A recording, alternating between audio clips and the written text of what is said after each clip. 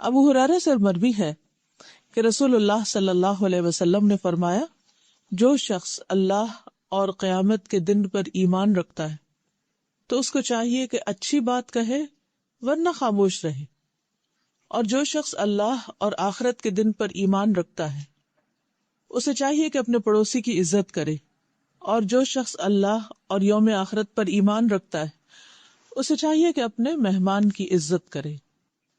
اس حدیث سے پتہ ہی چلتا ہے کہ ایمان کیا ہوتا ہے اور ایمان کے تقاضے کیا ہوتے ہیں۔ عام طور پر ہم جب لا الہ الا اللہ محمد الرسول اللہ پڑھ لیتے ہیں اور اپنے ایمان کا اقرار کر لیتے ہیں، یا یہ سٹیٹمنٹ یاد کر لیتے ہیں کہ آمنت باللہ وملائکتہ وکتبہ ورسلہ والیوم الآخر والقدر خیرہ وشرہ والبعث بعد الموت، کہ میں اللہ پر ایمان لایا، فرشتوں پر، کتابوں پر، رسولوں پر، آخری دن پر، اچھی بری تقدیر پر، اور مرنے کے بعد جی اٹھنے پر، تو ہم سمجھتے ہیں کہ اب ہم مسلمان ہو گئے، مومن ہو گئے، اور اب جنت ہمارے لیے واجب ہو گئی۔ لیکن یہ تو پہلا سٹیپ ہے، اس بات کا اقرار کرنا، دل سے ماننا اور زبان سے اس بات کو بولنا، دس از فرسٹ سٹیپ۔ ابھی تو راستہ شروع ہو رہا ہے، ابھی تو سفر شروع ہو رہا ہے ایمان کا۔ اصل ایمان کیا ہے کہ انسان دل میں بھی ان حقیقتوں کو مانے، زبان سے ڈکلیئر کرے، اور اس کے بعد اس کے مطابق اپنے عمل کو بدلے، تب ایمان مکمل ہوتا ہے۔ اور اگر کوئی شخص زبان سے کہتا ہے لیکن اس کا عمل اس کے خلاف ہے تو وہ اپنی ہی کہی ہوئی بات کو جھٹلا رہا ہے۔ تو آئیے دیکھتے ہیں کہ نبی صلی اللہ علیہ وسلم نے مومن ہونے کی کیا شرائط بتائی ہیں یہاں پر۔ تو اس سے پہلی چیز جو بتائی گئی وہ ہے کہ جو شخص اللہ اور آخرت کے دن پر ایمان رکھتا ہے، من کان یؤمن باللہ والیوم الآخر فلیقل خیرا، تو اسے چاہیے کہ منہ سے اچھی بات نکالے، اچھی بات کہے، او یا پھر لیصمت، خاموش رہے۔ یہ ایمان کا تقاضا ہے۔ ہمارا ایمان ہمیں اس بات کا سبق دیتا ہے کہ ہم اپنی زبان کے اعمال کو سنوار لیں، اور اسی طرح جو ایمان رکھتا اسے چاہیے کہ وہ اپنے ہمسائے کی عزت کرے، اس کا خیال رکھے، اور جس کا ایمان ہے اسے چاہیے کہ وہ اپنے مہمان کی عزت کرے۔ جو شخص اس طرح کا ایمان رکھتا ہو اس کا ایمان اللہ تعالیٰ کو بھی پسند ہے، اللہ تعالیٰ کے ہاں بھی قبول ہے، اور اس کے بندوں کے لیے بھی خیر و برکت اور سلامتی کا باعث ہے۔ لیکن اگر کوئی شخص زبان سے یہ کہتا ہے کہ میں مانتا ہوں لیکن ان اصولوں پر عمل نہیں کرتا، ان چیزوں کو اپنی زندگی میں نہیں رکھتا، تو وہ ایک طرح سے اپنے ایمان کا خود مذاق اڑا رہا ہے، کیونکہ وہ جو کہتا ہے وہ کر نہیں رہا۔ جہاں تک اس بات کا تعلق ہے کہ زبان سے اچھی بات نکالے، فَلْيَقُلْ خَيْرًا، خیر کی بات کرے یا پھر چپ رہے۔ تو خیر کا کیا مطلب ہے؟ بھلی بات کا مطلب کیا ہے؟ تو خیر کی دو قسمیں ہوتی ہیں۔ نمبر ایک کہ وہ بات بذات خود اچھی ہو، جیسے اللہ کا ذکر ہے، تسبیحات ہیں، اللہ کی حمد و ثنا ہے، قرآن مجید کی تلاوت ہے، نفع مند علم سکھانا ہے، نیکی کا حکم دینا ہے، برائی سے روکنا ہے، یہ سب کچھ فی ذات ہی اچھا ہے۔ کہ مثلا اگر کوئی سبحان اللہ، الحمدللہ، اللہ اکبر پڑھ رہا ہے یا قرآن کی کوئی سورت تلاوت کر رہا ہے تو کوئی بھی شخص یہ نہیں کہہ سکتا کہ یہ کوئی غلط بات کر رہا ہے، ہر ایک کہے کہ بہت اچھی بات ہے۔ لیکن بعض باتیں قرآن کی آیات نہیں ہوتی، ذکر کے الفاظ نہیں ہوتے، وہ کوئی دنیا کی بات ہوتی، کوئی فائدہ مند بات ہوتی، اور اس کے پیچھے کہنے کا مقصد یا جو نیت ہے وہ بھی اچھی ہوتی، تو وہ بات بھی اچھی ہوتی۔ یعنی نمبر ایک کیا ہے کہ جو قرآن اور حدیث کے الفاظ ہیں، یہ ذکر اذکار ہیں، یہ اچھی بات ہے۔ اور نمبر دو، جس کے پیچھے مقصد اچھا ہے۔ بعض اوقات جب انسان اچھے نیت اور اچھے مقصد کے ساتھ کسی کو کوئی مشورہ دیتا ہے، کسی کا غم دور کرتا ہے، کسی کا خیال رکھتا ہے، کسی کی وحشت دور کرتا ہے، کسی کے لیے کوئی آسانی پیدا کرتا ہے یا اس کے دل میں کوئی خوشی پیدا کرتا ہے۔ بعض اوقات آپ دیکھیں کہ ہلکے پھلکے جوکس جو ہوتے ہیں وہ کس لیے ہوتے ہیں؟ کہ دوسرا شخص خوش ہو جائے، اس میں کوئی جھوٹ نہیں ہوتا، کوئی غلط بیانی نہیں ہوتی، لیکن نہ تو وہ قرآن کی آیت ہوتی ہے، نہ وہ کوئی حدیث ہوتی ہے، مگر وہ بات اچھی ہوتی ہے کیونکہ اس کے کہنے کے پیچھے نیت اچھی ہے۔ اور نیت کیا ہے کہ دوسرے کو خوش کر دیا جائے، تو یہ بات بھی اچھی ہے. تو ایک ہے الخیر فی ذاتہ اور ایک ہے الخیر لغیرہ. رسول اللہ صلی اللہ علیہ وسلم نے فرمایا کسی کو نیکی کرتے وقت معمولی نہیں سمجھنا چاہیے، خواہ اپنے مسلمان بھائی کو کھلے دل سے ملنا، کھلی پیشانی کے ساتھ ملنا، کشادہ چہرے کے ساتھ یعنی اسمائل کرتے ہوئے، اور خواہ کسی تنہا انسان کی گھبراہٹ اس کے ساتھ رہ کر دور کرنا، تو یہ بھی خیر کی بات ہے. مثلا بعض اوقات کسی کا کوئی عزیز پیارا دوست رشتہ دار قریبی رشتوں میں سے کسی کا شوہر یا بیٹا یا کوئی بہن بھائی اس کا فوت ہو جاتا ہے، تو اس کے بعد وہ بہت غم کا شکار ہو جاتا ہے انسان، یا ڈپریشن میں جانے لگتا ہے یا تنہائی کا شکار ہو جاتا ہے. بعض بہت عزیز پیارے رشتے جب دنیا سے چلے جاتے ہیں تو آپ نے دیکھا ہوگا یہاں بھی بہت سے لوگ بالکل اکیلے ہو جاتے ہیں. ہسبینڈ وائف رہ رہے ہیں، کوئی ایک چلا گیا تو ایک رہ گیا پیچھے. اب بچے اپنی اپنی زندگی میں ہیں. اب ماں باپ کا دل ہوتا ہے کہ جہاں ان کی اپنے آرام کی جگہ وہیں پر رہے، اور بچوں کا کیا دل چاہتا ہے کہ جو ان کی کنوینئنس کی جگہ ہے وہ اس میں رہیں. تو زندگی بہت مشکل ہو جاتی ہے بعض اوقات. اسی طرح کئی دفعہ تو اپنے رشتہ دار ہوتے ہیں، جان پہچان کے لوگ ہوتے ہیں، کئی دفعہ غیر ہوتے ہیں، اور کئی دفعہ نان مسلم ہوتے ہیں.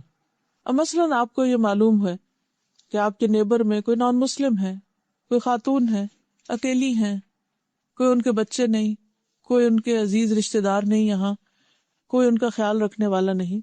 تو اگر آپ اپنے وقت کا کچھ حصہ نکال کے ان کی خیر خبر معلوم کر لیتے ہیں، ان کے پاس جا کر کوئی بات کر دیتے ہیں، ان کی کوئی مدد کر دیتے ہیں، تو یہ ساری چیزیں خیر کی شمار ہوگی. خیر کا دائرہ بہت وسیع ہے، ضروری نہیں کہ وہ صرف مسلمان کے ساتھ ہو، خیر کسی کے ساتھ بھی کی جا سکتی. کوئی بھی لیونگ بینگ جو ہے اس کے ساتھ اچھا سلوک کرنا وہ خیر میں شامل ہو جاتا ہے.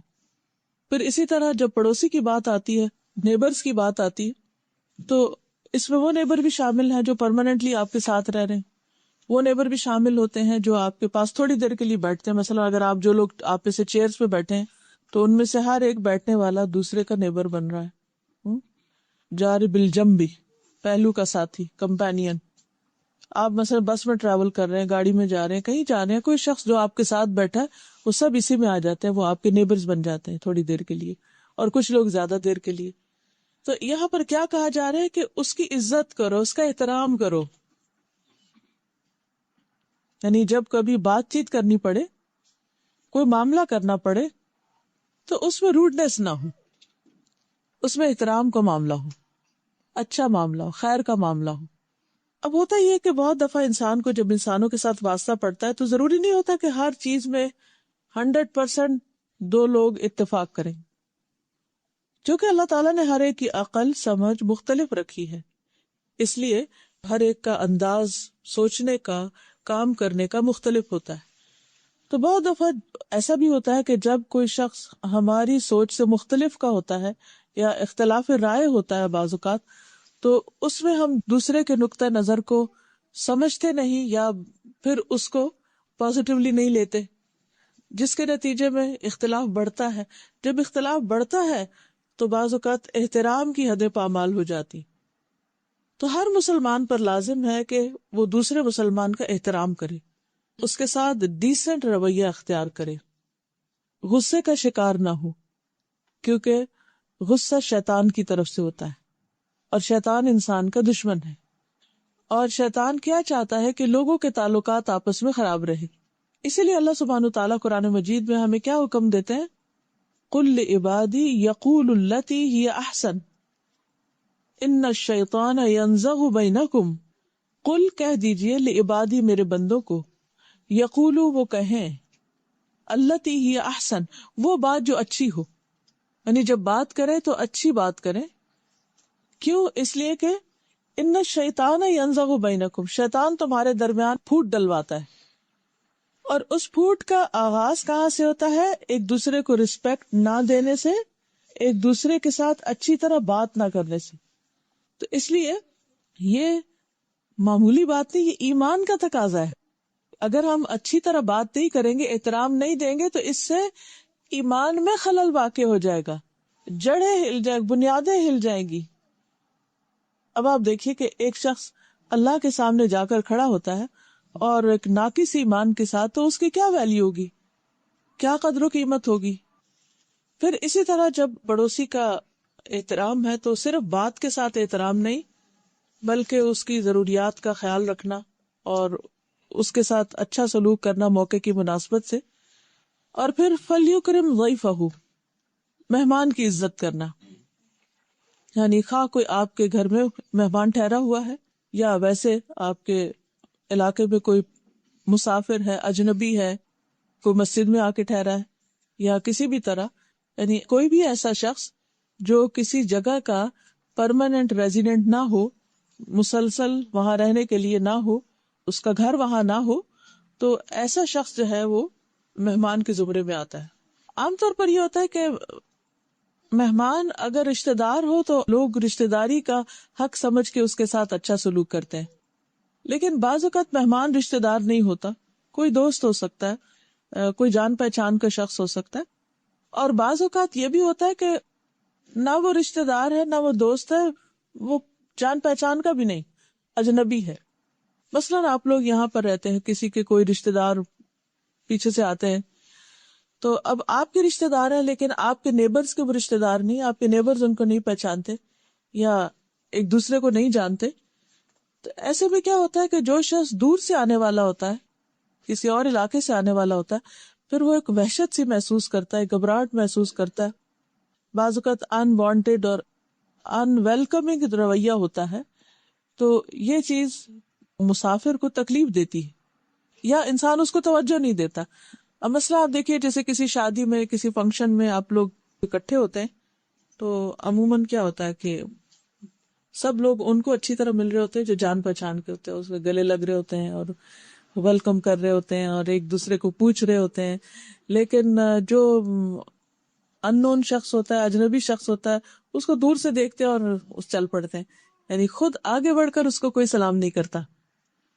اسلام ہمیں کیا سکھاتا ہے کہ جو شخص آپ کے ساتھ اسلام کے رشتے میں بندھ گیا، وہ چاہے آپ اس کو جانتے ہو یا نہیں جانتے، اس کے ساتھ ملو جاؤ، کہ ہر اس شخص کو سلام کرو جس کو تم جانتے ہو اور اس کو بھی کرو جس کو نہیں جانتے.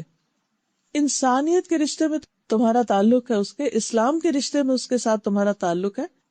اس لیے بہت ضروری ہے کہ انسان انسانی جذبات کو سمجھ کر معاملہ کرنے والا اور انسانوں کے ساتھ بہترین سلوک کرنے والا ہو. یہی ہمارے دین کی تعلیم ہے. نبی صلی اللہ علیہ وسلم کے پاس جب کوئی آتا تھا تو بعض اوقات کوئی جان پہچان کا نہیں ہوتا تھا، آپ صلی اللہ علیہ وسلم کبھی اپنے گھر اس کو مہمان کے طور پر لے جاتے، کبھی صحابہ میں سے کوئی لے جاتا. تو یہ شرط نہیں رکھی گئی کہ کوئی رشتہ دار یا واقف انسان ہی ہو. تو اس حدیث سے ہمیں بہت ہی خوبصورت اور کام کی باتیں پتہ چلتی. پہلی بات، خیر کے علاوہ خاموش رہنا واجب ہے. فضول باتوں پہ زبان نہ کھولی جائے، گالی گلوچ پہ زبان نہ کھولی جائے، بے مقصد باتیں نہ کی جائیں، کیونکہ زبان اللہ کی نعمتوں میں سے ایک بہت بڑی نعمت ہے جو انسان کو ملی ہے. اللہ تعالیٰ قرآن مجید میں فرماتے ہیں، الرحمن علم القرآن خلق الانسان علمہ البیان. یہ ایک ایسی نعمت ہے جو جانوروں کو نہیں ملی ہے. ان کی آوازیں کتنی مبہم سی ہوتی ہیں جو سمجھ میں نہیں آتی. تو جب کوئی نعمت ملتی ہے تو پھر اس کا حق ادا کرنا بھی ضروری ہوتا ہے. اب آپ دیکھیے کہ 3 کیٹیگریز ہو گئی پھر بات کی، خیر، لغو اور شر. یعنی اچھی بات، بیچ پہ نیوٹرل بات، نہ اچھی ہے نہ بری ہے لیکن اس کا فائدہ کچھ نہیں. اور تیسری جو ہے شر ہے. تو ہمیں کیا کہا گیا؟ یہ نہیں کہا گیا کہ آپ اگر خیر نہیں تو لغو، ادھر ادھر کی باتیں کرے جاؤ کچھ نہ کچھ بولتے رہو. یہ نہیں کہا گیا، بلکہ جو کامیاب ہونے والے لوگ ہیں، جنت کے وارث، ان کی صفات جو سورۃ المؤمنون میں بتائی گئی ہیں وہ کیا؟ قد افلح المؤمنون الذین هم فی صلاتهم خاشعون والذین هم عن اللغو معرضون. کہ جو کامیاب ہونے والے مومن ہیں وہ فضول باتوں سے پرہیز کرتے ہیں، لغو سے یعنی بیکار. لغو وہ چیز ہوتی ہے جس کا نہ دنیا میں فائدہ نہ آخرت میں فائدہ، بیکار قسم کی باتیں. اور تیسری چیز جو ہے وہ شر ہے، اور شر میں بہت کچھ آ جاتا ہے. یعنی خیر کے علاوہ جو کچھ ہے وہ پھر شر ہی ہے. اب خیر کی بات تو مطلوب ہے، اگر کسی کو خیر کی بات کوئی آتی ہے تو اسے کرتے رہنا چاہیے، لیکن اس کا بھی ایک موقع محل ہوتا ہے، ہر وقت ہی نہیں کرنی چاہیے. اپنے طور پر اب ذکر اللہ کا کرتا رہے تو ٹھیک، ورنہ لوگوں کو بہت زیادہ آیات اور احادیث ہر وقت سنا کے ان کو بیزار نہیں کرنا چاہیے، خاص طور پر جب وہ سننے کے موڈ میں نہ ہو، کیونکہ اس سے قرآن پاک کی بے ادبی ہوتی، کہ کوئی اس کو لینا نہیں چاہتا، کوئی اس کو سننا نہیں چاہتا، اور آپ بے وجہ اور بے وقت سنائے چلے جا رہے ہیں۔ پھر اس میں آپ دیکھیے کہ اگر آپ اپنی بات کو ویلیو کریں کہ آپ کی بات کس کیٹیگری میں ہے، مثلاً کیا وہ سونے جیسی بات ہے، یا چاندی جیسی ہے، یا پیتل جیسی ہے، یا ایسے مٹی جیسی ہے، کون سی ہے، کس قسم کی ہے۔ تو مثال کے طور پر جب آپ کی بات سونے جیسی ہو تو ضرور کریں، چاندی جیسی بھی ٹھیک ہے، لیکن بالکل مٹی جیسی بات جو دوسروں کے لیے تکلیف ہی کا باعث ہو وہ نہیں۔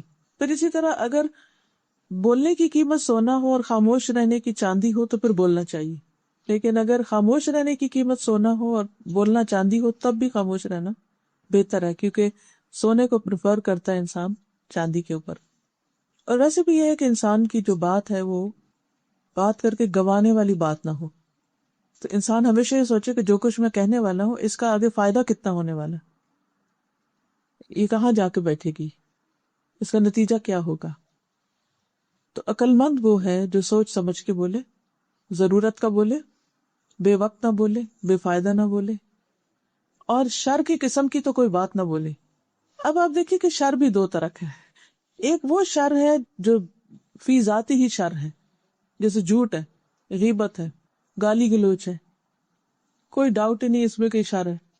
لیکن کچھ اچھی باتیں جن کا مقصد پیچھے غلط ہے، یعنی بظاہر دیکھنے میں اسٹیٹمنٹ میں نہ جھوٹ ہے نہ غیبت ہے نہ کچھ، لیکن جو کہنے والا ہے وہ کیا اس مقصد سے رہا ہے کہ وہ کسی کو ذلیل کرے، کسی کو تانا دے، کہنے کو سینٹینس بالکل اسٹریٹ فارورڈ سینٹینس، لیکن وہ کسی کو اس طرح سنا رہا ہے کہ اس کو اذیت دے۔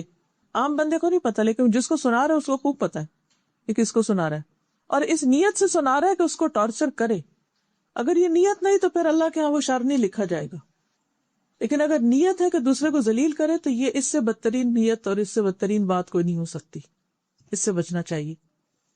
پھر اسی طرح یہ ہے کہ بعض اوقات انسان کہنے کو ایک بات کہہ رہا ہوتا ہے جس کے کہنے میں کوئی حرج نہیں ہوتا، اور بظاہر دیکھنے میں دوسرے کو بڑا خوش بھی کر رہی ہوتی ہے، لیکن وہ ایگزیجریشن پر مبنی ہوتی ہے، حقیقت نہیں ہوتی، صحیح بات نہیں ہوتی، یعنی پوری نپی تلی بات نہیں ہوتی۔ اب وقتی طور پر آپ کسی کو بہت تعریف کر کے، بہت اس کی خوبی بیان کر کے خوش بھی کر دے، لیکن یو ڈونٹ مین اٹ، صرف اوپر اوپر سے باتیں کر رہے ہیں، تو وہ بھی اچھی بات نہیں۔ تو ہر شخص پھر کہاں سے پوچھے؟ اپنے آپ سے پوچھے، کیا میں غلط بیانی تو نہیں کر رہا؟ کیا میں کسی کی اذیت کا سبب تو نہیں؟ کیا میں کسی کی سمع خراشی تو نہیں کر رہا کہ خواہ مخواہ کی باتیں کر کے دوسرے کو تنگ کر رہا ہوں؟ اور پھر یہ بھی ہے کہ کس جگہ پر کر رہے ہیں۔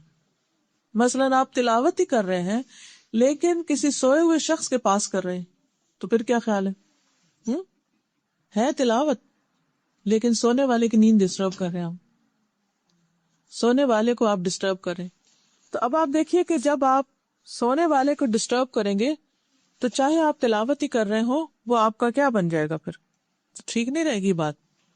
تو اس سے بھی بچنا چاہیے۔ تو زمان، مکان، کوالٹی، کوانٹٹی، یہ سب میٹر کرتا ہے۔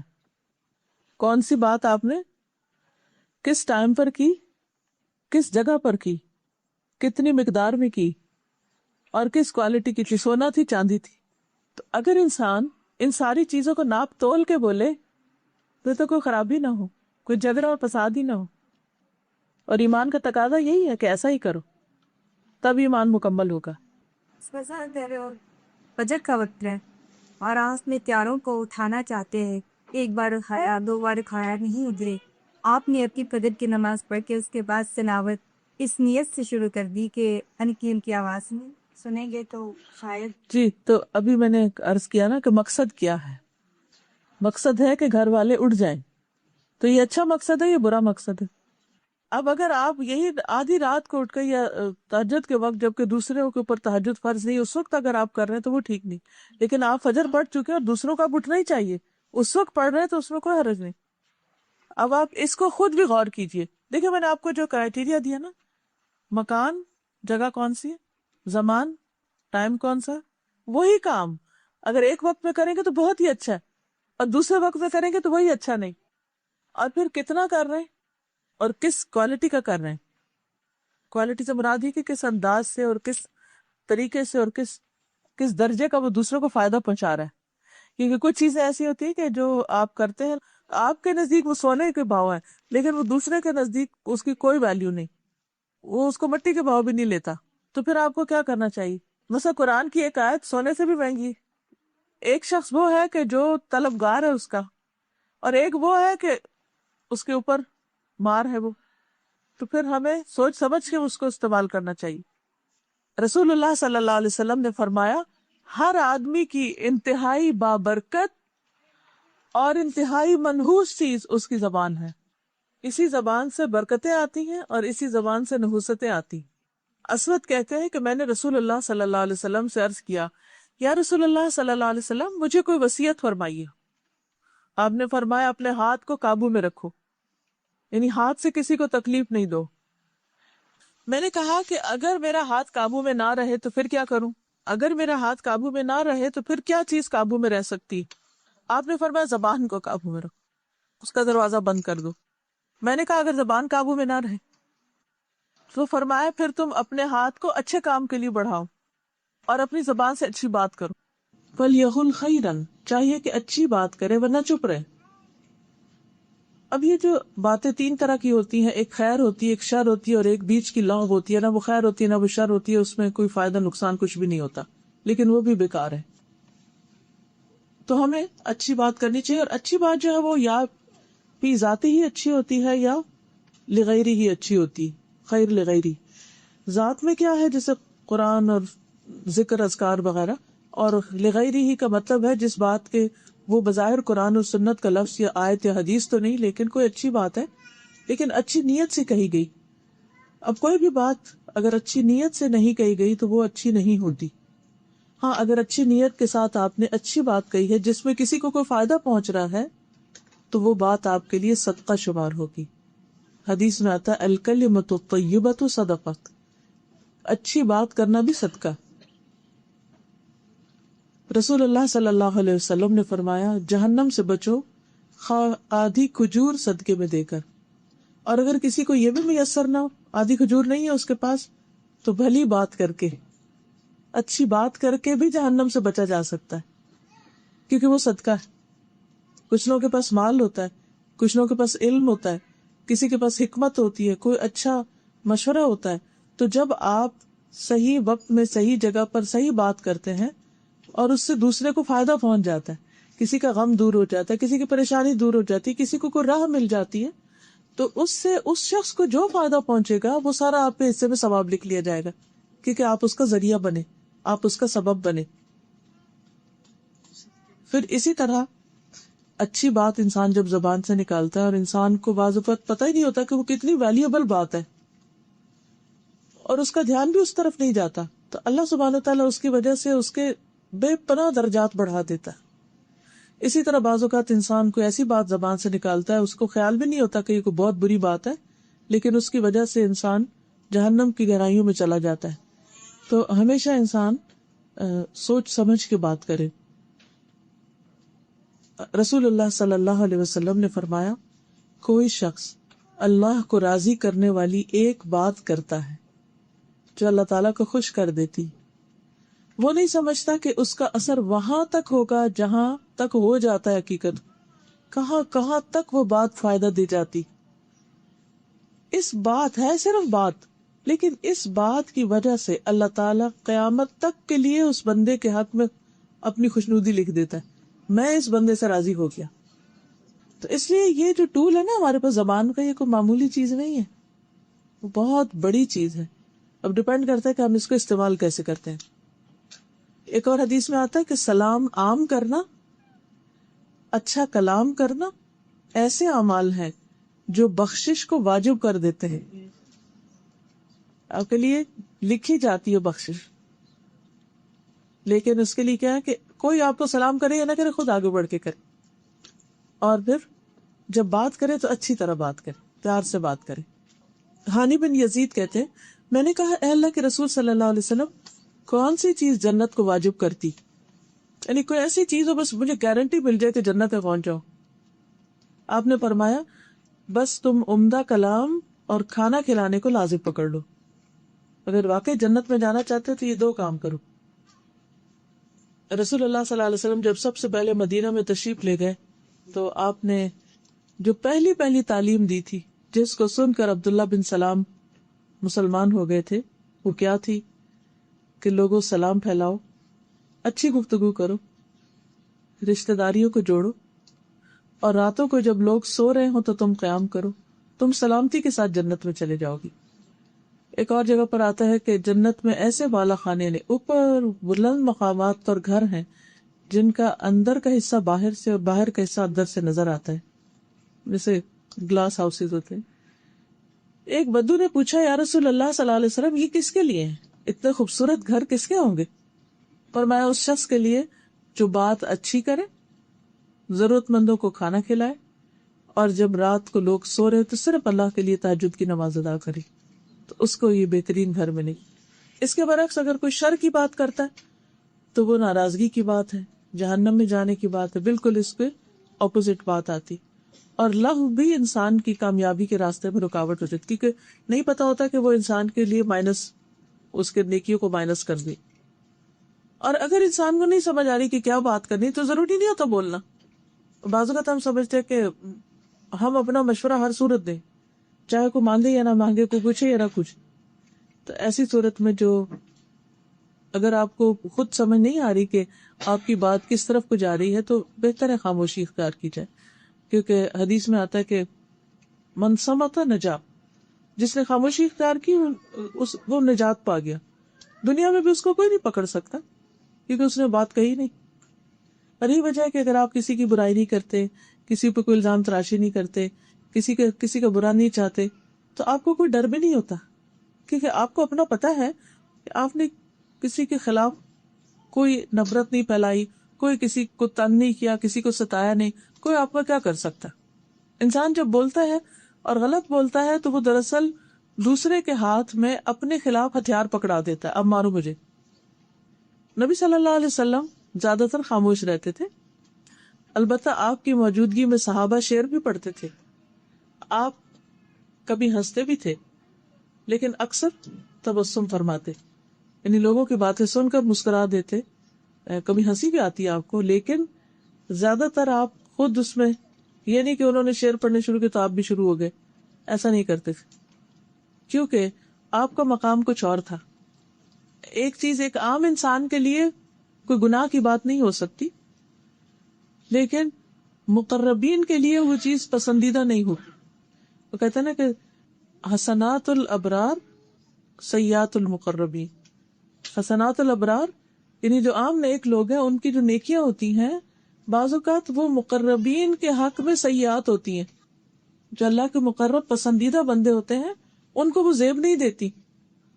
پھر اسی طرح رسول اللہ صلی اللہ علیہ وسلم نے فرمایا جس نے اپنے غصے پہ قابو پا لیا اللہ تعالیٰ اس سے اپنا عذاب روک لے گا.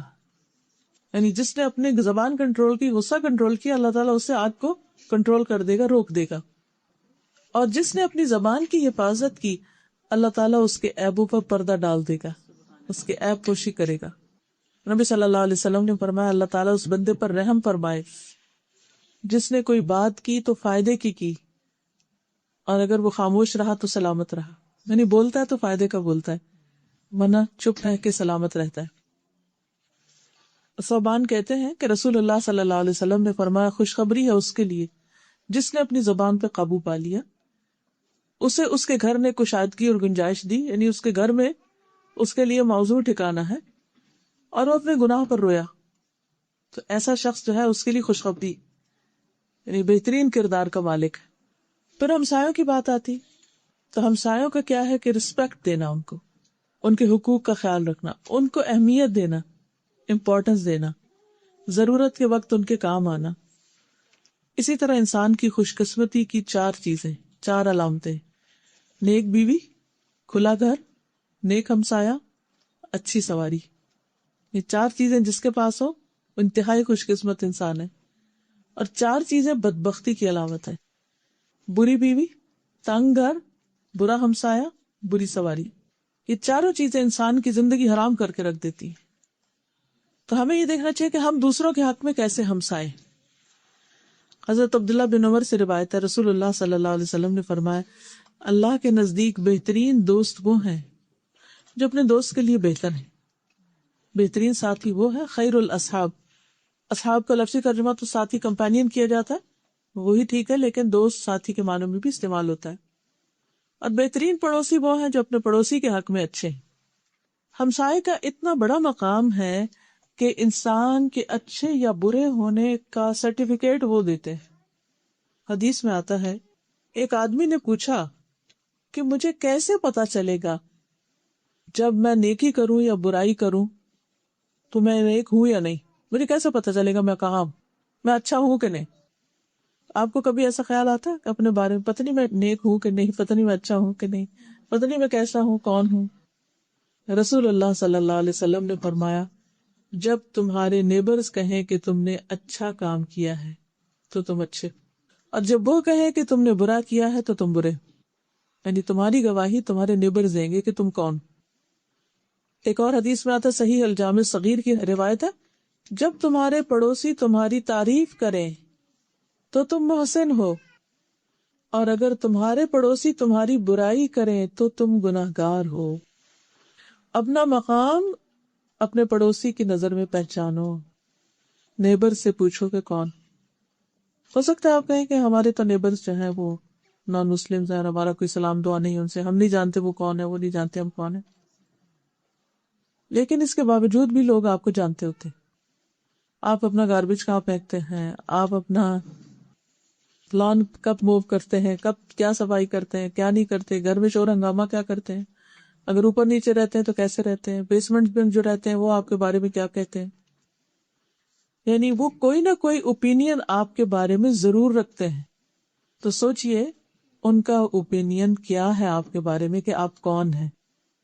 اسی طرح ہسبینڈ وائف ایک دوسرے کے لیے کمپینین ہے، ساتھی، ایک دوسرے کے نیبر ہی ہیں ایک طرح سے وہ بھی۔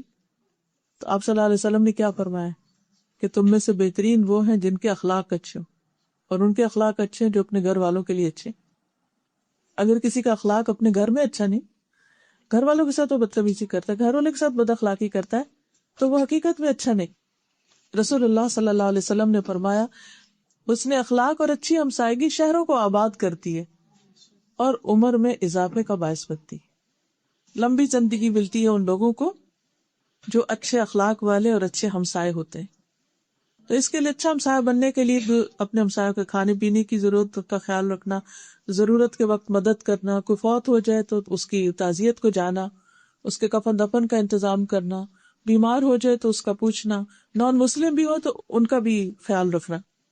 عبداللہ بن عمر کہتے ہیں کہ انہوں نے ایک بکری ذبح کی، پھر پوچھا، کیا تم نے میرے یہودی ہمسائے کی طرف بھی کچھ بھیجا؟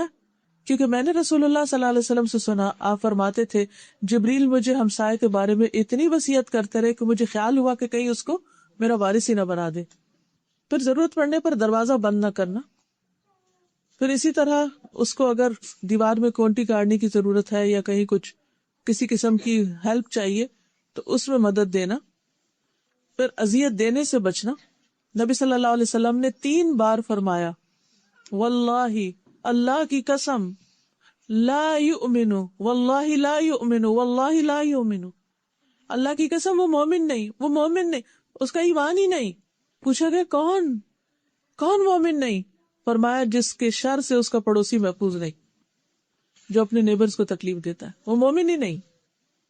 پھر اسی طرح آپ نے فرمایا پڑوسی کو تکلیف دینا نیکیوں کو اس طرح مٹا دیتا ہے جس طرح سورج برف کو مٹاتا ہے، یعنی سورج نکلتا تو برف میلٹ ہونا شروع ہو جاتی ہے، اسی طرح پڑوسیوں کو تکلیف دینے سے نیکیاں میلٹ ہونے لگتی ہیں، ختم ہونے لگتی ہیں۔ نبی صلی اللہ علیہ وسلم کو بتایا گیا کہ ایک عورت کثرت سے نماز، روزہ، صدقہ کرنے میں مشہور ہے، لیکن اپنی زبان سے پڑوسیوں کو تنگ کرتی ہے۔ آپ نے فرمایا وہ جہنمی ہے۔ پھر کہا گیا یا رسول اللہ صلی اللہ علیہ وسلم، فلاں عورت نماز، روزہ، صدقے کی کمی کا شکار ہے، یہ نہیں فرض نہیں ادا کرتی، یعنی وہ تو ایکسٹرا نہیں کرتی، لیکن وہ صرف پنیر کے چند ٹکڑے صدقہ کرتی ہے، لیکن اپنی زبان سے ایک پڑوسیوں کو تکلیف نہیں دیتی، فرمایا وہ جنتی۔ اللہ سبحانہ تعالیٰ چاہتے کیا ہے کہ جو اس کی مخلوق زمین پر رہتی ہے وہ سارے ایک دوسرے کے ساتھ اچھی طرح پیار سے، محبت سے، خوش اخلاقی کے ساتھ رہیں۔ مسند احمد کی روایت ہے، وہ شخص جنت میں داخل نہ ہوگا جس کا ہمسایہ اس کی شرارتوں سے محفوظ نہیں۔ قیامت کے دن سب سے پہلے جو جگڑنے والے اللہ کے حضور حاضر ہوں گے وہ 2 ہمسائے ہوں گے۔ تو رسول اللہ صلی اللہ علیہ وسلم نے دعا بھی مانگی ہے کہ اللہ تعالیٰ برے ہمسائے سے پناہ دے۔ پھر مہمان نوازی آتی، بقدر استطاعت انسان اپنے مہمان کا خیال رکھے۔ حضرت ابراہیم علیہ السلام کا واقعہ قرآن مجید میں آتے کہ کس طرح انہوں نے اپنے مہمانوں کا خیال رکھا۔ پھر یہ ہے کہ جب حضرت ابراہیم کے پاس مہمان آئے تو وہ فوراً گئے اور جا کے بھنا ہوا بچڑا لے کر آئے۔ جب انہوں نے کھایا نہیں مہمانوں نے تو تب انہیں پریشانی لاحق ہوئی۔ پھر اسی طرح اگر کوئی نان مسلم بھی مہمان ہو تو اس کی بھی عزت کرنی چاہیے۔ نبی صلی اللہ علیہ وسلم نے فرمایا اس شخص میں کوئی خیر نہیں جو مہمان نواز نہیں۔ پھر اسی طرح 1 دن رات خوب خاطر مدارت کا حکم ہے اور 3 دن تک مہمانی ہوتی ہے، اس کے بعد وہ گھر کے فرد کی طرح ہوتا ہے۔ پھر 3 دن سے زیادہ میزبان کو تکلیف میں ڈالنا بھی جائز نہیں، الا یہ کہ کوئی بہت مجبوری ہو تو کسی کے گھر میں انسان ٹھہرے ورنہ نہ ٹھہرے۔ پھر اسی طرح یہ ہے کہ ایک کا مہمان سب کا مہمان ہوتا ہے، یعنی اگر کوئی کسی ایک گھر میں مہمان آیا تو وہ سارے نیبرز کے لیے، سب کے لیے مہمان ہوگا۔ تکلف کی ممانعت کی گئی کیونکہ رسول اللہ صلی اللہ علیہ وسلم نے فرمایا نہینا عن التکلف، ہمیں تکلف سے روکا گیا ہے کیونکہ اس طرح دوسرے کا رہنا بھی مشکل ہو جاتا ہے اور دوسرا انکمفرٹیبل ہو جاتا ہے۔ اصل اچھی مہمانی وہی ہے کہ جس کے ساتھ دوسرا تکلیف میں نہ پڑے، کمفرٹیبل رہے۔ تو یہ چند باتیں مہمانی کے بارے میں ہیں اور ایمان کا تقاضا ہے۔ تو ہمارا اسلام اور ایمان اور دین اور اخلاق یہ سب ہمارے ایکشن سے پتہ چل گا۔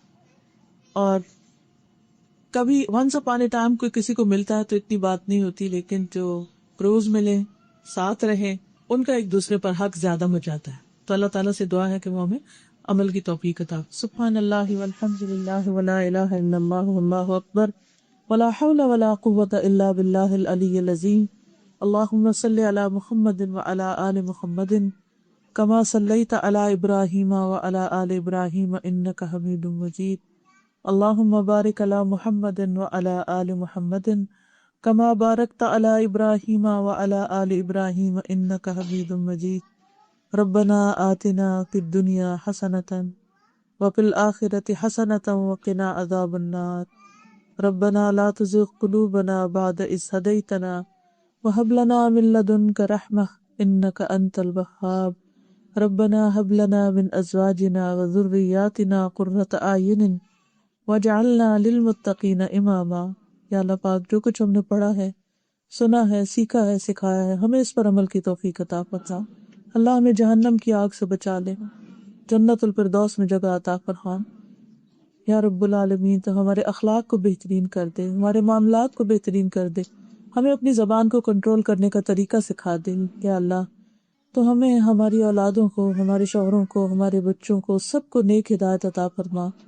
یا اللہ ان سب کے اندر ایمان اور تقوی پیدا کر دے، ہم سب کو اپنے راستے پہ چلنے کی توفیق دے۔ اللہ اس دین کو، ایمان کو ہماری نسلوں میں جاری و باقی رکھنا۔ یا اللہ تو ہم سب کا خاتمہ اور انجام بخیر کرنا۔ اللہ تو ہم سب سے راضی ہو جا۔ رب